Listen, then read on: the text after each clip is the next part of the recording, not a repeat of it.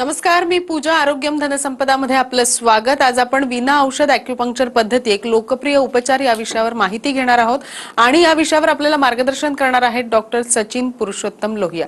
सगळ्यात आधी आपण डॉक्टरांचं आपल्या या कार्यक्रमामध्ये स्वागत करूया. सगळ्यात आधी आमच्या कार्यक्रमामध्ये आपलं मनपूर्वक स्वागत. नमस्कार. नमस्कार. तर सगळ्यात आधी मी तुम्हाला सरांची थोडक्यात ओळख करून देते. सरांबद्दल बोलायचं झालं तर डॉक्टर सचिन पुरुषोत्तम लोहिया हे पेन फिजिशियन आणि सिनियर ॲक्युपंक्चरिस्ट असून ते गेल्या 23 वर्षापासून ॲक्युपंक्चरमध्ये कार्यरत आहेत.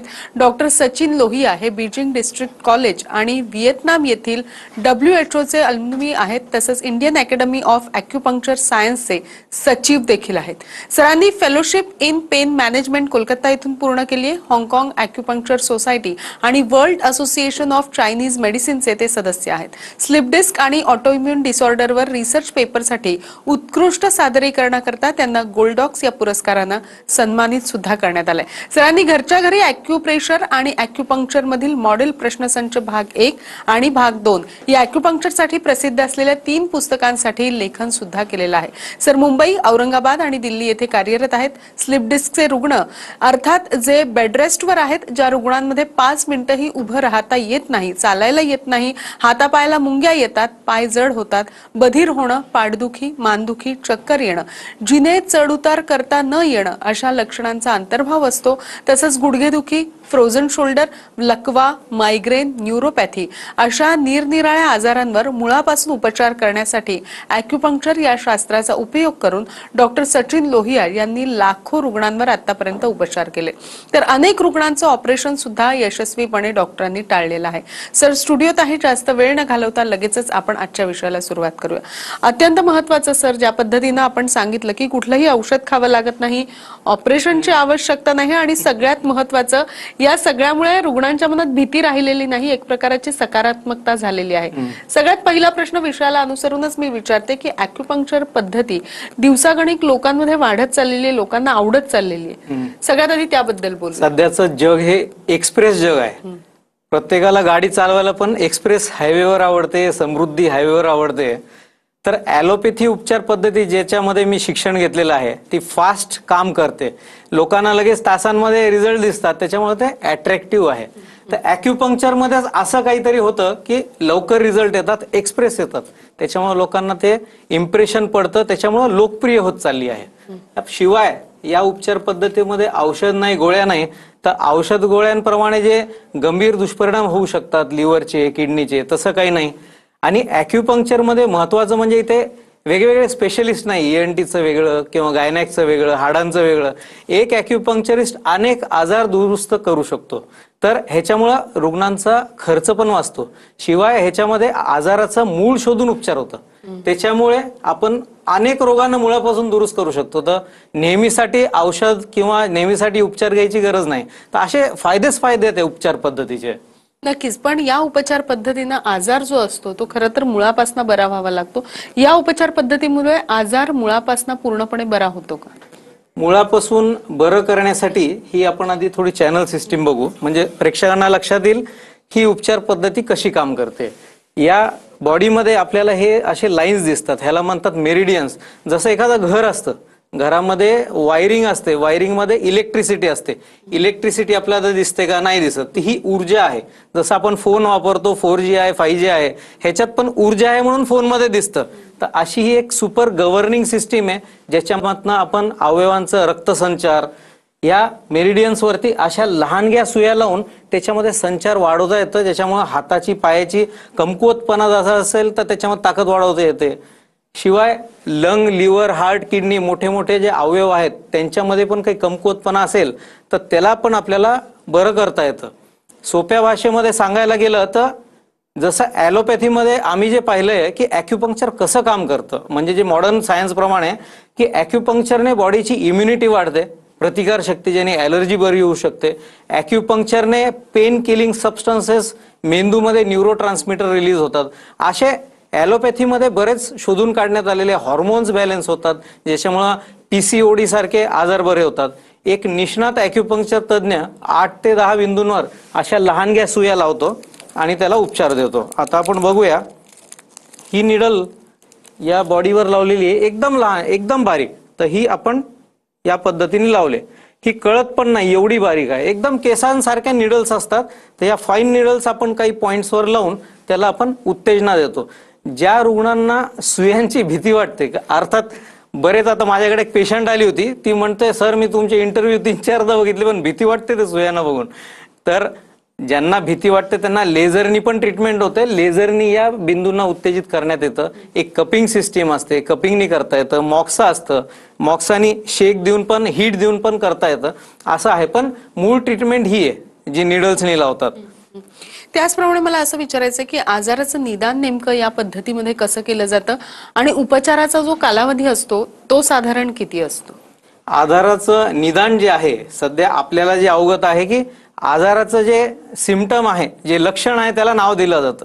जसं hyper acidity, acid peptic disease म्हणजे काय, ऍसिडिटी होते. ऑस्टिओआर्थरायटिस नी, रुग्णांना वाटतं की मला ऑस्टिओआर्थरायटिस झाला, पण तुमच्या हाडांमध्ये झीज झाली ह्याचा हा शब्दशः अर्थ आहे.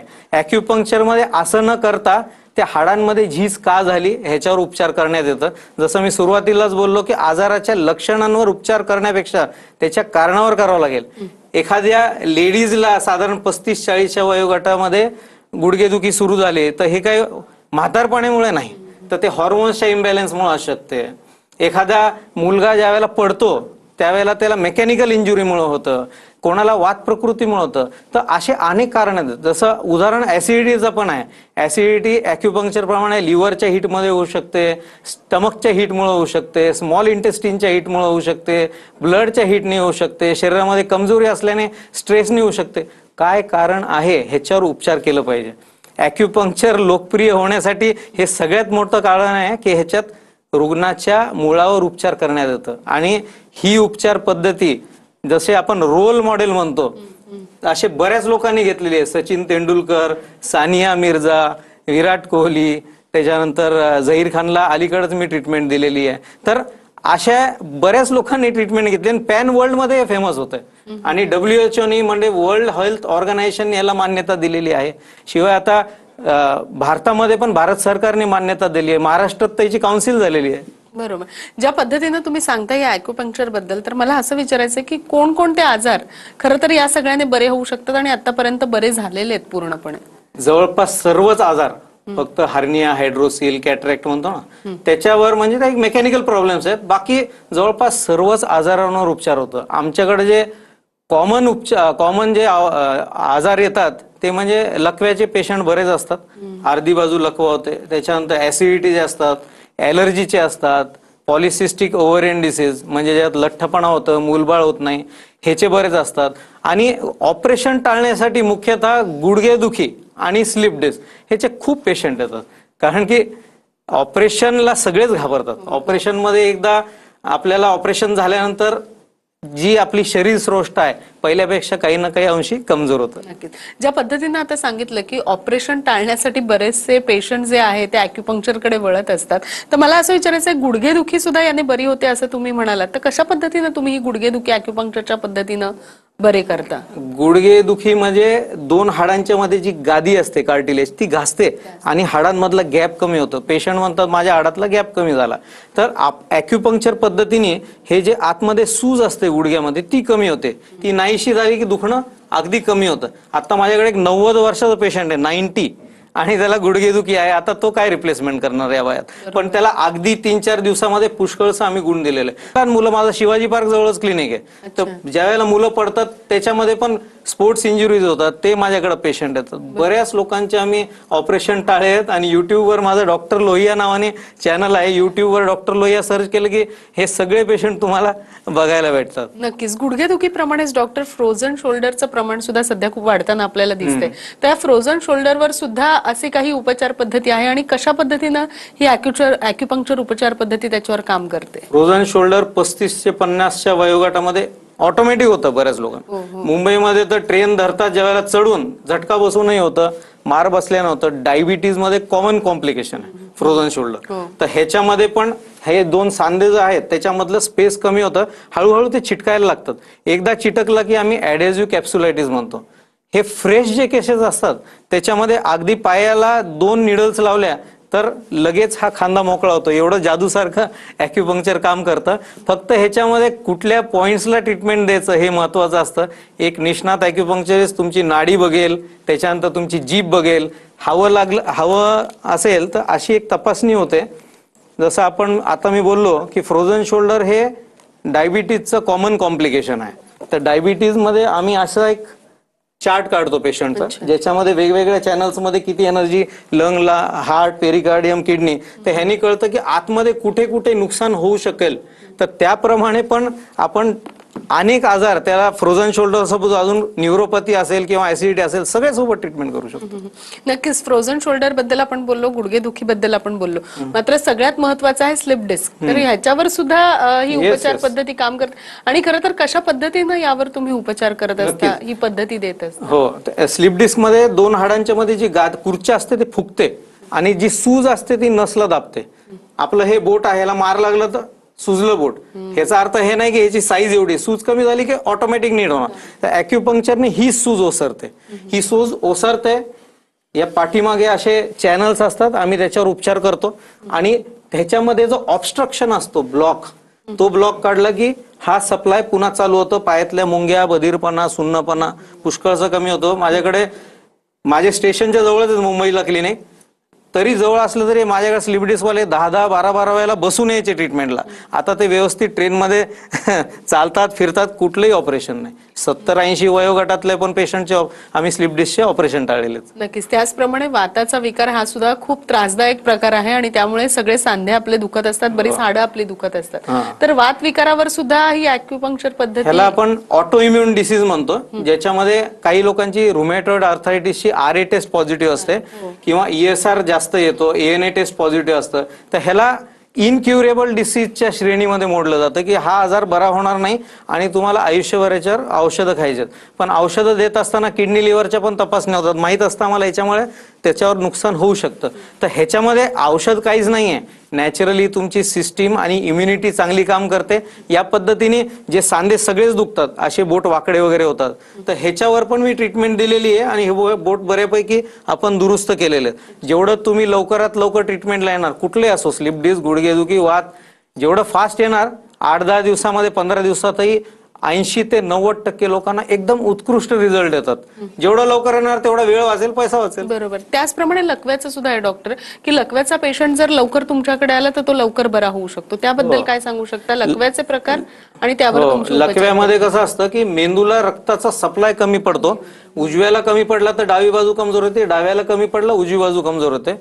प्राथमिक उपचार जे असतात 2-4 दिवसाचे ते आवश्यक असतात. रक्त पातळवायचे औषधं देणे येते. पण त्यानंतर जसं लोक फिजिओथेरपीचा सल्ला तुम्हाला मिळतो, तसं तुम्ही ॲक्युपंक्चरकडे लवकरात लवकर धाव घ्या. कारण की त्यावेळेला मेंदूमध्ये सूज असते, ती आम्ही ट्रीटमेंट दिल्याने सूज लवकरात लवकर कमी झाली तर हालचाली बऱ्याच चांगल्या होतात. अलीकडे माझ्याकडं नवी मुंबईचे फार मोठे बिल्डर आहेत, तर त्यांना उजव्या बाजूला लकवा झाला, बोलायला त्रास होत होता, अगदी त्यांचं स्मृतिभ्रंश पण झालं होतं काही. आणि फार एवढी मोठी आसामी म्हणल्यानंतर फार मोठा प्रॉब्लेम असतो. 1.5 महिन्यामध्ये हा पेशंट मी पूर्ण नीट केला. आज सूटबूट घालून कॅबिन मध्ये असतो. अच्छा. त्याचप्रमाणे जसं आपण लकव्याबद्दल बोललो, त्याचप्रमाणे सध्या जर आपण पाहिलं तर मायग्रेनचं प्रमाण सुद्धा खूप वाढतंय, अगदी लहानांपासून मोठ्यांपर्यंत सगळ्यांमध्ये. त्या मायग्रेनवर सुद्धा उपचार पद्धती आणि डोकेदुखी, याने होणारी जी डोकेदुखी आहे, या सगळ्यावर आपण उपचार करतो. हो, मायग्रेन मध्ये तीव्र डोकेदुखी असते. रुग्णाला असं डोकं बांधून बसतात आणि आतमध्ये ठाक ठाक ठाक ठाक जोरात मारा दिल्यासारखं होतं. मेंदू रक्तवाहिन्या त्या फुगतात आणि मेंदू कवटीत असतो, तर त्याच्यामुळे त्या रक्तवाहिन्या मेंदूला दाबतो. खरं तर मायग्रेनचं दुसरं नाव ब्रेन एक असलं पाहिजे. हेडेक, ब्रेन एक, कारण की तो ब्रेनला दाबतात त्या रक्तवाहिन्या. तर ॲक्युपंक्चरने आम्ही कारण शोधतो की ह्या रक्तवाहिन्या का फुगतात. ॲलर्जीमुळे होऊ शकतं, ऍसिडिटीमुळे होऊ शकतं, मानदुखीमुळे होऊ शकतं, कानामुळे होऊ शकतं, काही लोकांना चक्कर येऊन मायग्रेन होतं. तर ह्या सगळ्यांना ॲक्युपंक्चर उत्कृष्ट काम करतं. मेन म्हणजे इमर्जन्सीमध्ये पण असे पेशंट आले तर त्यांना तात्काळ आम्हाला गुण द्यावं लागतं. माझ्याकडे एक माझ्या सरांची मुलगी होती, MD येते, तर त्यांना ती मुलगी 6 ते 7 सायबेलियमच्या गोळ्या सोबत खायची मायग्रेनचा अटॅक आल्यानंतर. नंतर ती लिमिट झाली, नंतर आपण ॲक्युपंक्चरने तिला बरं केलं. त्याचप्रमाणे पायात जळजळ असेल किंवा न्यूरोपॅथी असेल आणि डायबिटीसच्या पेशंटमध्ये हे सगळं आपल्याला खूप वाढताना दिसून येतं. तर या सगळ्यावर सुद्धा आपण उपचार करतो आणि खरं तर कशी उपचार पद्धती तुम्ही या सगळ्यावर नक्कीच. ह्याच्यामध्ये जसं मी तुम्हाला ग्राफ दाखवला, तर डायबिटीज मध्ये हा काढतो आम्ही, हाताचे आणि पायाचे हे चॅनल्स असतात. तर कुठले चॅनल्स वीक आहेत ते पाहतो आपण. आणि मुख्यतः डायबिटीज मध्ये काय होतं की मेंदूला ग्लुकोजचा सप्लाय कमी पडतो, त्याच्यामुळे त्याचा आणि पायाच्या तळव्याचा संपर्क थोडा कमी पडतो, त्याच्यामुळे ते जळजळ होते. ॲक्युपंक्चरने हे जे सूक्ष्म रक्तवाहिन्या पायाच्या तळव्याच्या, त्या आपल्या ट्रीटमेंटनी बऱ्या ह्यासाठी होतात की ग्लुकोजचं ऍब्सॉर्प्शन बऱ्यापैकी होतं ॲक्युपंक्चरने, त्याच्यामुळे तिथल्या नसांना जीव येतो आणि जळजळणं, बधीरपणा कमी होते. नक्कीच. या व्यतिरिक्त वेगवेगळ्या आजारांवर तुमची ही ॲक्युपंक्चर पद्धती कशी काम करते याबद्दल मला तुमच्याकडनं जाणून घ्यायचंय. मात्र एका छोट्याशा विश्रांतीची वेळ झाली आहे, लगेचच भेटूया, कुठेही जाऊ नका, पाहत राहा आरोग्यम धनसंपदा.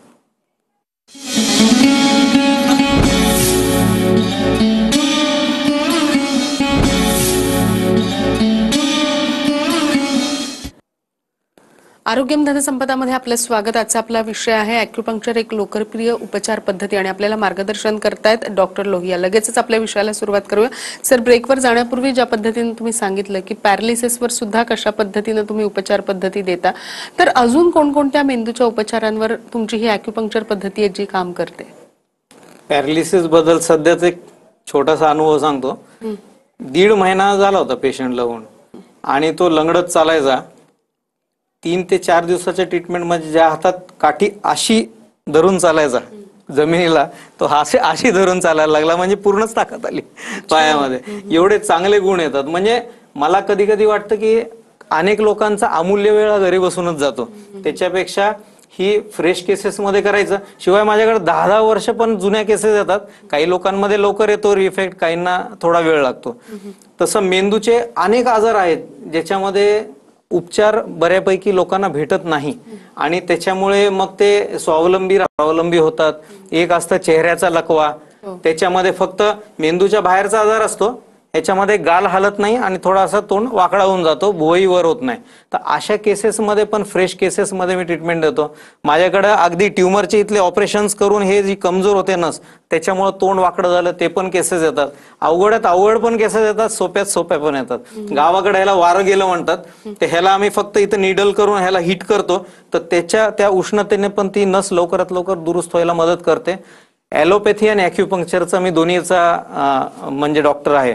तर कधी कधी इंटिग्रेटेड अप्रोच म्हणजे थोडं पॉइंट इंजेक्शन, तर त्याच्यामध्ये जे विटॅमिन्स असतात ते थोडं आम्ही ॲक्युपंक्चर पॉइंटला टोचतो. त्याच्याने पण उत्कृष्ट असे रिझल्ट मी पाहिलेले आहेत.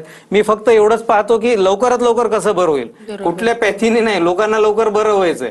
तर ॲक्युपंक्चर सोबत कधी कधी या गोष्टींचं मी मिश्रण करतो. तसंच पार्किन्सन, ज्याच्यात कंपवात होतो, त्याच्यात फार चांगले रिझल्ट येतात. हा वरच्यावर वाढणारा आजार आहे, तर त्याला आपल्याला आटोक्यात आणावं लागतं. क्युअर आम्ही क्लेम करत नाही, पण त्याच्यामध्ये आपण कंट्रोलसाठी चांगली ट्रीटमेंट करू शकतो. तसंच बॅलेन्स जाणं, लहान मेंदू कमजोर होणं, काही लकव्याच्या पेशंटला पण लहान मेंदूवर परिणाम झाल्याने बॅलेन्स जातो, बोलायला अवघड जातं, बोबडी वळते. तर अशांमध्ये पण ॲक्युपंक्चरने उत्कृष्ट असे रिझल्ट येतात. ज्यांना फिट्स येतात त्यांच्यामध्ये पण सध्या आपण ट्रीटमेंट करत आहोत. त्याच्यामध्ये कालावधी वरच्यावर वाढतो आणि प्रयत्न करतो की औषधं आणखी त्यांची कमी करता येईल. ट्रायजेमिनल न्यूरॉलजिया, गालामध्ये असे शॉक बसतात, झटके, एका मोठा नटाला पण आहे. हा मला तिकडून पण एकदा कॉल आला होता. तर ह्याला पण आम्ही ट्रीटमेंट देतो. असे फार दुर्मिळ आजारांना, मल्टिपल स्क्लेरोसिस, गुलेनबारी सिंड्रोम, म्हणजे जे अवघड आजार आहेत ह्याच्यावर पण केलंय. मला वाटतं बरेच आमचे नंबर पण दाखवलेत. तर काही लोकांना वाटत असेल की ह्याच्यावर होतो का आजार, तर तुम्ही कॉल करून विचारू शकता त्याच्यावर की हा आजार आहे, आणि तुम्ही डॉक्टरांना विचारून सांगा, तर मी अवश्य त्यांना त्याचं मार्गदर्शन करेल. नक्कीच. त्याचप्रमाणे बहिरेपणा असेल किंवा अंधत्व असेल, यावर सुद्धा उपचार करून पेशंट यातनं बाहेर पडलेले. हो, अशा रुग्णांना कसं आहे की औषधामध्ये किंवा मॉडर्न सायन्समध्ये जातात, त्यांना सांगतात ही नस वाळली, आता ती बरी नाही होणार, दिसायला तुमची ऑप्टिक ॲट्रोफी झाली, ही बरी नाही होणार. प्रत्येक केसमध्ये एकच आहे, जेवढं फास्ट तेवढं फ्रेश. आणि आता 70 का 80 वर्षाचे माझ्याकडे ठाण्याला रुग्ण आहेत, हेच म्हणजे सेन्सरी न्यूरल हिअरिंग लॉसचे. 1 महिन्यामध्ये त्यांना बऱ्यापैकी म्हणजे कानाने ते फोन ऐकू लागलेत, सब्जेक्टिव्हली त्यांना चांगलं दिसतंय. मूकबधीर मुलांना पण मी ट्रीटमेंट दिलेली आहे. आणि अंधत्वासाठी रेटिनायटिस पिगमेंटोजा, ह्या सगळ्यांवर थोडं संशोधनात्मक उपचार चालू आहे. पण ते ॲक्युपंक्चरने या सगळ्यांवर वर्ल्ड लेवलवर ट्रीटमेंट चालू आहे. दिवसाखेरीस प्रत्येक दिवशी काही ना काही तुम्ही ॲक्युपंक्चर न्यूजमध्ये पाहिलं गुगलवर तर काहीतरी नवीन आजारावर तुमचं दिसतं. आता त्याच्यात आलं की डोळ्यामध्ये जर हे आपलं टिअर्स बनत नसतील, अश्रू बनत नसतील तर त्याच्यावर पण ॲक्युपंक्चर चांगलं काम करतं. रिसेंट स्टडी आहे. अच्छा. त्याचप्रमाणे सगळ्यात महत्वाचं आहे किडनी, लिव्हर आणि लंग. हे मला वाटतं शरीरातले मुख्य अवयव आहेत. तर या सगळ्यावर सुद्धा आपल्याकडे उपचार पद्धती आहे. Yes yes. प्रत्येक शरीराचं जे घटक आहे, अवयव आहेत, लिव्हरचे फॅटी लिव्हरचे केसेस येतात, सिरोसिसचे येतात, किडनीमध्ये क्रिएटिन वाढलेले केसेस येतात, डायलिसिस असणारे केसेस येतात. तर ह्याच्यावर सगळ्यांवर उपचार होतं. हृदयाच्या केसेसवर पण, ज्याच्यामध्ये आर्टरी डिसीज आहे. माझे वडील आहेत ते खूप सिनियर आहेत, 50 वर्षांपासून ते ॲक्युपंक्चर करतात, स्वतः फिजिशियन आहेत. किडनी, लिव्हर, लंग, हार्ट ह्यांचे केसेस बऱ्यापैकी ते पाहतात.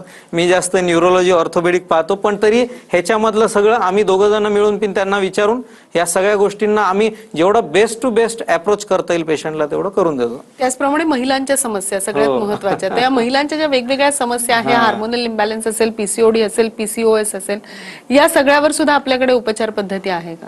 पीसीओएस म्हणजे ओव्हरी अशी फुगते आणि ती काम करत नाही, ते सिस्ट होतात आणि पाळी नियमित येत नाही, मेल हॉर्मोन्स बॉडीत वाढतात, ॲक्ने होतात, फोडं येतात, केस वाढतात आणि लठ्ठपणा होतो. लठ्ठपणा वाढलं की डायबिटीज होतं. हे सगळं असं चक्र आहे, दृष्ट चक्रात अडकल्यासारखं, आणि तिथून ते सगळी दिशाभूल झालेलीच असते आयुष्याची. तर अशा वेळेला आपल्याला ॲक्युपंक्चरने जे हॉर्मोन्समध्ये चेंजेस होतात त्याला आपण दुरुस्त करण्यासाठी ट्रीटमेंट देतो. पिट्युटरी आणि ओव्हरीज ह्याच्यामधला ऍक्सिस बिघडतो, त्याच्यामुळं आतमधले हॉर्मोन्स मध्ये बदल घडतो, त्याच्या आपण चांगली ट्रीटमेंट देतो. आणि पीसीओएस मध्ये इन्फर्टिलिटी, वंधत्व, मुलं होत नाही, तर अशा वेळेला आमच्याकडे गायनेकॉलॉजिस्ट देखील आली केसेस पाठवतात. आयव्हीएफच्या आधी ॲक्युपंक्चर करा, ओव्हरीजचं ब्लड सप्लाय वाढवा, लाइनिंग चांगली करा, म्हणजे मग आयव्हीएफचा पण रिझल्ट चांगले सुधारतात. नक्कीच. स्वावलंबी होतात. एक असतं चेहऱ्याचा लकवा, त्याच्यामध्ये फक्त मेंदूच्या बाहेरचा आजार असतो, ह्याच्यामध्ये गाल हालत नाही आणि थोडासा तोंड वाकडा होऊन जातो, भुवई वर होत नाही. तर अशा केसेसमध्ये पण, फ्रेश केसेसमध्ये मी ट्रीटमेंट देतो. माझ्याकडे अगदी ट्युमरचे इथले ऑपरेशन्स करून हे जी कमजोर होते नस, त्याच्यामुळे तोंड वाकडं झालं, ते पण केसेस येतात. अवघडात अवघड पण केसेस येतात, सोप्यात सोप्या पण येतात. गावाकडे ह्याला वारं गेलं म्हणतात, ते ह्याला आम्ही फक्त इथं निडल करून ह्याला हिट करतो, तर त्या उष्णतेने पण ती नस लवकरात लवकर दुरुस्त व्हायला मदत करते. ॲलोपॅथी आणि ॲक्युपंक्चरचा मी दोन्हीचा म्हणजे डॉक्टर आहे. तर कधी कधी इंटिग्रेटेड अप्रोच म्हणजे थोडं पॉइंट इंजेक्शन, तर त्याच्यामध्ये जे विटॅमिन्स असतात ते थोडं थोडं आम्ही ॲक्युपंक्चर पॉइंटला टोचतो, त्याच्याने पण उत्कृष्ट असे रिझल्ट मी पाहिलेले आहेत. मी फक्त एवढंच पाहतो की लवकरात लवकर कसं बरं होईल, कुठल्या पॅथीने नाही, लोकांना लवकर बरं व्हायचंय. तर ॲक्युपंक्चर सोबत कधी कधी या गोष्टींचं मी मिश्रण करतो. तसंच पार्किन्सन, ज्याच्यात कंपवात होतो, त्याच्यात फार चांगले रिझल्ट येतात. हा वरच्यावर वाढणारा आजार आहे, तर त्याला आपल्याला आटोक्यात आणावं लागतं. क्युअर आम्ही क्लेम करत नाही, पण त्याच्यामध्ये आपण कंट्रोलसाठी चांगली ट्रीटमेंट करू शकतो. तसंच बॅलेन्स जाणं, लहान मेंदू कमजोर होणं, काही लकव्याच्या पेशंटला पण लहान मेंदूवर परिणाम झाल्याने बॅलेन्स जातो, बोलायला अवघड जातं, बोबडी वळते. तर अशांमध्ये पण ॲक्युपंक्चरने उत्कृष्ट असे रिझल्ट येतात. ज्यांना फिट्स येतात त्यांच्यामध्ये पण सध्या आपण ट्रीटमेंट करत आहोत. त्याच्यामध्ये कालावधी वरच्यावर वाढतो आणि प्रयत्न करतो की औषधं आणखी त्यांची कमी करता येईल. ट्रायजेमिनल न्यूरॉलजिया, गालामध्ये असे शॉक बसतात, झटके, एका मोठ्या नटाला पण आहे. हा मला तिकडून पण एकदा कॉल आला होता. तर ह्याला पण आम्ही ट्रीटमेंट देतो. असे फार दुर्मिळ आजारांना, मल्टिपल स्क्लेरोसिस, गुलेनबारी सिंड्रोम, म्हणजे जे अवघड आजार आहेत ह्याच्यावर पण केलंय. मला वाटतं बरेच आमचे नंबर पण दाखवलेत. तर काही लोकांना वाटत असेल की ह्याच्यावर होतो का आजार, तर तुम्ही कॉल करून विचारू शकता त्याच्यावर की हा आजार आहे, आणि तुम्ही डॉक्टरांना विचारून सांगा, तर मी अवश्य त्यांना त्याचं मार्गदर्शन करेल. नक्कीच. त्याचप्रमाणे बहिरेपणा असेल किंवा अंधत्व असेल, यावर सुद्धा उपचार करून पेशंट यातनं बाहेर पडलेले. हो, अशा रुग्णांना कसं आहे की औषधामध्ये किंवा मॉडर्न सायन्समध्ये जातात, त्यांना सांगतात ही नस वाळली, आता ती बरी नाही होणार, दिसायला तुमची ऑप्टिक ॲट्रोफी झाली, ही बरी नाही होणार. प्रत्येक केसमध्ये एकच आहे, जेवढं फास्ट तेवढं फ्रेश. बरोबर. आणि आता 70 का 80 वर्षाचे माझ्याकडे ठाण्याला रुग्ण आहेत, हेच म्हणजे सेन्सरी न्यूरल हिअरिंग लॉसचे. एका महिन्यामध्ये त्यांना बऱ्यापैकी म्हणजे कानाने ते फोन ऐकू लागलेत, सब्जेक्टिव्हली त्यांना चांगलं दिसतंय. मूकबधीर मुलांना पण मी ट्रीटमेंट दिलेली आहे. आणि अंधत्वासाठी रेटिनायटिस पिगमेंटोजा ह्या सगळ्यांवर थोडं संशोधनात्मक उपचार चालू आहे. पण ते ॲक्युपंक्चरने या सगळ्यांवर वर्ल्ड लेवलवर ट्रीटमेंट चालू आहे. दिवसाखेरीस प्रत्येक दिवशी काही ना काही तुम्ही ॲक्युपंक्चर न्यूजमध्ये पाहिलं गुगलवर तर काहीतरी नवीन आजारावर तुमचं दिसतं. आता त्याच्यात आलंय की डोळ्यामध्ये जर हे आपलं टिअर्स बनत नसतील, अश्रू बनत नसतील तर त्याच्यावर पण ॲक्युपंक्चर चांगलं काम करतं. रिसेंट स्टडी आहे. अच्छा. त्याचप्रमाणे सगळ्यात महत्वाचं आहे किडनी, लिव्हर आणि लंग. हे मला वाटतं शरीरातले मुख्य अवयव आहेत. तर या सगळ्यावर सुद्धा आपल्याकडे उपचार पद्धती आहे. Yes yes. प्रत्येक शरीराचं जे घटक आहे, अवयव आहेत, लिव्हरचे फॅटी लिव्हरचे केसेस येतात, सिरोसिसचे येतात, किडनीमध्ये क्रिएटिन वाढलेले केसेस येतात, डायलिसिस असणारे केसेस येतात. तर ह्याच्यावर सगळ्यांवर उपचार होतं. हृदयाच्या केसेसवर पण, ज्याच्यामध्ये आर्टरी डिसीज आहे. माझे वडील आहेत ते खूप सिनियर आहेत, 50 वर्षांपासून ते ॲक्युपंक्चर करतात, स्वतः फिजिशियन आहेत. किडनी, लिव्हर, लंग, हार्ट ह्यांचे केसेस बऱ्यापैकी ते पाहतात. मी जास्त न्यूरोलॉजी, ऑर्थोपेडिक पाहतो, पण तरी ह्याच्यामधलं सगळं आम्ही दोघं जण मिळून त्यांना विचारून या सगळ्या गोष्टींना आम्ही जेवढं बेस्ट टू बेस्ट अप्रोच करता येईल पेशंटला तेवढं करून देतो. त्याचप्रमाणे महिलांच्या समस्या सगळ्यात महत्वाच्या. त्या महिलांच्या ज्या वेगवेगळ्या समस्या आहेत, हार्मोनल इम्बॅलन्स असेल, पीसीओडी असेल, पीसीओएस असेल, या सगळ्यावर सुद्धा आपल्याकडे उपचार पद्धती आहे का?